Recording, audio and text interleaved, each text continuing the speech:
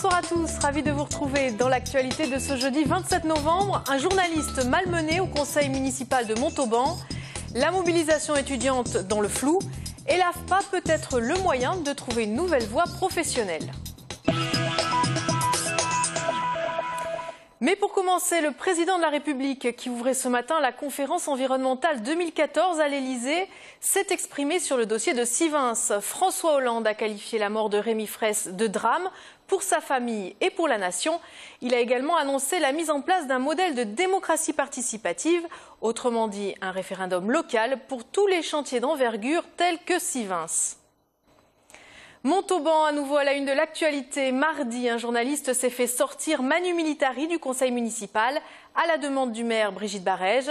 Le journaliste aurait perturbé la réunion. Lui estime avoir fait son métier.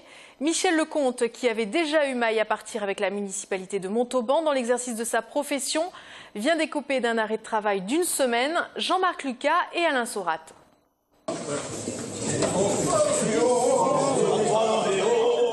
Des images étonnantes dans un pays démocratique. En plein conseil municipal de Montauban, le caméraman et fondateur de Network Vision a été ceinturé par des vigiles et des policiers municipaux dans l'exercice de son métier. Et je leur ai expliqué, nous sommes un média, nous avons un code APE de médias, nous respectons les lois, eux ne la respectent pas et je continuerai à filmer. Donc j'ai insisté. Tout cela a été filmé par d'autres médias présents, dont Totem et la Dépêche du Midi, ainsi que par la victime à l'aide de son téléphone. Il y a eu un jeune policier, m'a fait un étranglement sérieux. Minimum à chaque fois c'était 2 minutes. Ça pourrait être minuté par rapport à ma bande, de toute façon. À 3 reprises, heureusement que j'ai un cœur solide. Sinon la crise cardiaque elle y était, parce que vous pouvez imaginer que la pression elle y était là. Tous les élus de l'opposition sortent choqués et furieux. On peut voir ici la députée PS Valérie Rabault avec son téléphone. Je suis un média. Et vous m'empêchez. Puis Michel Lecomte veut intégrer à nouveau le conseil municipal sans filmer cette fois-ci. On lui refuse. Michel Lecomte porte plainte contre la maire de Montauban ainsi que contre 2 policiers municipaux. C'est pas parce que vous êtes policier municipal et que vous avez un ordre du maire que vous êtes obligé de l'exécuter, vous savez que vous êtes en train d'enfreindre la loi. Et là, c'était le cas. Ils ont enfreint la loi sur 2 points. 1, ils ont empêché un journaliste de faire son travail. Et 2, ils ont empêché un citoyen de participer à un conseil municipal. Parce que le citoyen ne filmait pas. Je rappelle, quand je suis rentré, je ne filme pas. La victime de 59 ans avait parfaitement le droit de filmer la séance selon le code général des collectivités territoriales. Brigitte Barège, dont nous souhaitons avoir la version des faits, était aujourd'hui injoignable. Ça y est, les policiers municipaux de Toulouse ont obtenu gain de cause. Ils sont désormais armés 24 heures sur 24. C'était une des promesses de campagne de Jean-Luc Moudenc. Les agents disposent donc d'une arme de poing qui complète leur équipement de bombes lacrymogènes et d'un bâton de défense. Si les policiers municipaux sont plutôt satisfaits, les policiers nationaux de leur côté sont épuisés. Mobilisés chaque fin de semaine depuis bientôt 1 mois, ils s'attendent à un nouvel appel général samedi. Le syndicat SGP Police demande plus de moyens pour endiguer le mal-être de la profession. Sophie Voinis. 4 week-ends de manifestations dures et qui dégénèrent et sans doute un 5e qui se profile. Les 150 policiers systématiquement mobilisés commencent à accuser le coup. Les syndicats soulignent que Toulouse se trouve aujourd'hui dans un contexte d'escalade de la violence après la vague de vols à main armée, de criminalité et de délinquance qui va en s'amplifiant. Aujourd'hui, ils se disent saturés et exaspérés. Vous savez, les policiers, ils acceptent volontiers le principe de leur métier d'être rappelés. Mais sur ce principe-là d'hostilité envers la police et de se retrouver avec des affrontements, des blessés dans nos rangs, ce n'est jamais trop évident non plus. Et les différentes mobilisations à Paris n'ont rien changé. L'unité SGP Police aimerait que le ministre de la Défense se penche sérieusement sur le cas de la Ville Rose, qu'ils disent atypique. Toulouse est parmi les villes avec la densité de population, les actes criminels, délictuels et tout ce qui peut se produire sur la circonscription, où on s'aperçoit que l'effectif policier est largement en deçà de la nécessité opérationnelle. C'est-à-dire qu'il y a plus de criminalité ici aussi ? Il y en a plus qu'ailleurs, en tout cas que des villes qui sont bien mieux notées en termes d'effectifs. Comme Bordeaux, par exemple, pour citer Bordeaux.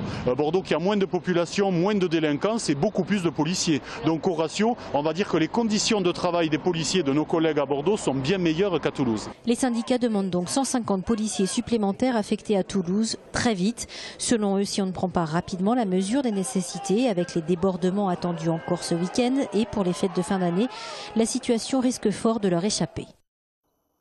Situation compliquée à l'université Jean Jaurès au Mirail. Mardi, lors d'une assemblée générale, la grève et le blocage pour aujourd'hui ont été votés d'une courte majorité.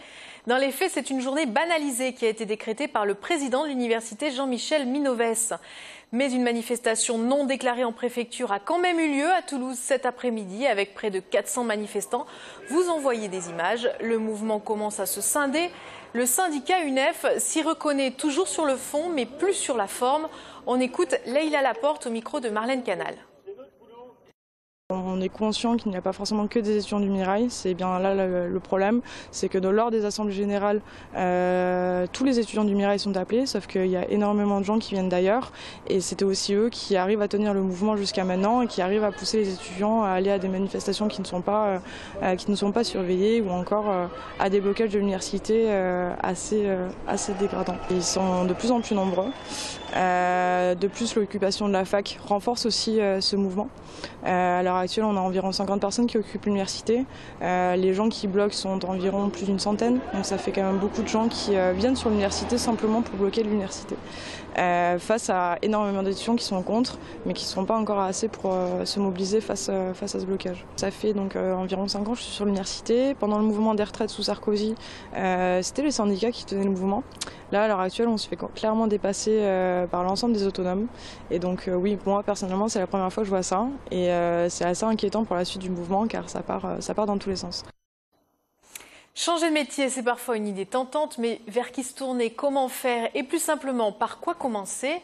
C'est pour répondre à toutes ces questions et faciliter la tâche des candidats à la reconversion que l'AFPA, l'Association nationale pour la formation professionnelle des adultes, organisait aujourd'hui une nouvelle journée portes ouvertes. Pascal Solaire. À 31 ans chacun, Eouma Terey et Gabriel ont choisi de changer de cap professionnel et de se reconvertir dans l'aéronautique. Maman de 2 enfants, Eouma Terey est chauffeur de bus. Touche à tout, Gabriel a été coiffeur, opticien et magicien. Après 7 mois de formation, ils seront monteurs de structures d'aéronefs. Parce que besoin de stabilité. Besoin de stabilité et magicien, c'est une vie qui est vraiment à part parce qu'on est partout sur les routes et on n'est jamais chez soi. J'estime au jour d'aujourd'hui que l'avenir, c'est pas le commerce mais plus l'industrie. En fait, j'ai pas mal de mon métier. C'est pas aussi par rapport à l'argent, c'est par rapport à les connaissances et l'application que je vais avoir en plus. Parce qu'il y a des choses que je connais pas du tout. Vous avez envie d'apprendre? Oui, encore, toujours. Il faut toujours apprendre. 1500 stagiaires sont formés chaque année dans ce centre AFPA de Balma. 40 formations sont proposées, les 2/3 dans le secteur de l'industrie, le reste dans le tertiaire et l'informatique. Des formations qui peuvent être prises en charge par la GEFIP ou le conseil régional, par exemple pour les demandeurs d'emploi. Ici, les demandes de formation dans le cadre de reconversion sont en hausse. Ça ne veut pas dire aussi que là où il y a demande, il y a emploi. Voilà. Et on est toujours quand même dans des phases d'écart entre ce que souhaite un individu dans le cadre d'une reconversion et la réalité du marché du travail et de la capacité des entreprises à capter ou à intégrer. Donc moi je ne vais aucunement avoir un discours en tant que directeur central et mes équipes non plus, de dire faites des actions, même si elles vous correspondent, mais même s'il n'y a pas de job derrière. Alors après, je ne peux pas empêcher une personne de le faire, et en plus si la formation répond à une politique régionale, par exemple. Mais on va quand même essayer d'orienter là où vraiment il y a une capacité d'emploi ou d'employabilité derrière. Et les résultats sont plus que satisfaisants puisque 70 à 75% des personnes formées dans ce centre trouvent un emploi dans les 6 mois qui suivent la formation. En sport, c'est peut-être la lumière au bout du tunnel pour le Phénix. Les handballeurs toulousains étaient hier en Alsace. Ils ont gagné face à Célestat 26-22. La victoire est la bienvenue après une série de matchs difficiles. Les Toulousains sont désormais 8e du classement de D1. Prochaine rencontre du championnat mercredi prochain à Toulouse face à Istres. Aéronautique à présent, l'invité de Sophie Voinis cette semaine dans Aerospace Mag, c'est Fernando Alonso, le maître des essais en vol chez Airbus. On revient avec lui sur les débuts de la 350 et la campagne intensive d'essais techniques à laquelle est soumis l'appareil. En voici un extrait. D'une façon générale, une campagne d'essai en vol, le but c'est d'amener l'avion et ses systèmes aux conditions extrêmes qu'il ne va jamais rencontrer en opération, en exploitation en compagnie aérienne. Également, on expose l'avion à ses limites structuraux, à ses limites aérodynamiques, tout ça pour voir le comportement de l'avion à ses limites et même un peu au-delà. Et quels sont les essais qu'on appréhende le plus? Rien en particulier et tous en général. Notre métier, c'est d'amener l'avion à ses limites. On le fait d'une façon méthodique, d'une façon réfléchie, d'une façon progressive. Et tous les essais sont très intéressants à faire. Le nouveau modèle d'avion, on est obligé de leur faire une campagne d'essai à vol très exhaustive, de façon à démontrer que l'avion est conforme à tous les règlements. Donc ce que nous venons de faire maintenant sur le 350, on avait fait quelque chose de similaire sur le 380, nous allons faire quelque chose de similaire sur le 320 Neo. En revanche, le 400M, on a fait tous ces types de choses, mais en plus, on a été obligé de faire des spécificités militaires, largage des charges, largage des parachutistes, ravitaillement en vol. Voilà, pour en savoir plus sur l'A350 ou sur Fernando Alonso, rendez-vous demain soir à 19h15 sur TLT, juste après le journal, ou sur le site internet teletoulouse.fr. On connaissait la baguette, le café et même la coupe de cheveux dite suspendue. Voici le ticket solidaire ou comment aider un inconnu qui n'en a pas les moyens à aller au concert. C'est ce que propose la société Mat Promo pour le concert de Anachronique Electro Orchestra, Port-Homme et de Calme, vendredi au Métronome, mode d'emploi. Voilà, pour permettre aux personnes qui n'ont pas les moyens ou qui ont perdu l'habitude d'assister à notre soirée. Donc pour cela, nous sommes mis en partenariat avec la billetterie en ligne toulousaine Festic. Donc les personnes en fait ont la possibilité, lorsqu'ils achètent leur ticket en prévente, de mettre 4 € supplémentaires. Et avec ces 4 € supplémentaires, nous avons la possibilité d'offrir une place au bout de 3 tickets à des personnes qui se sont inscrites au préalable sur le site de Festic. Voilà, tout cela bien sûr dans la confiance, puisque nous ne ferons pas de contrôle.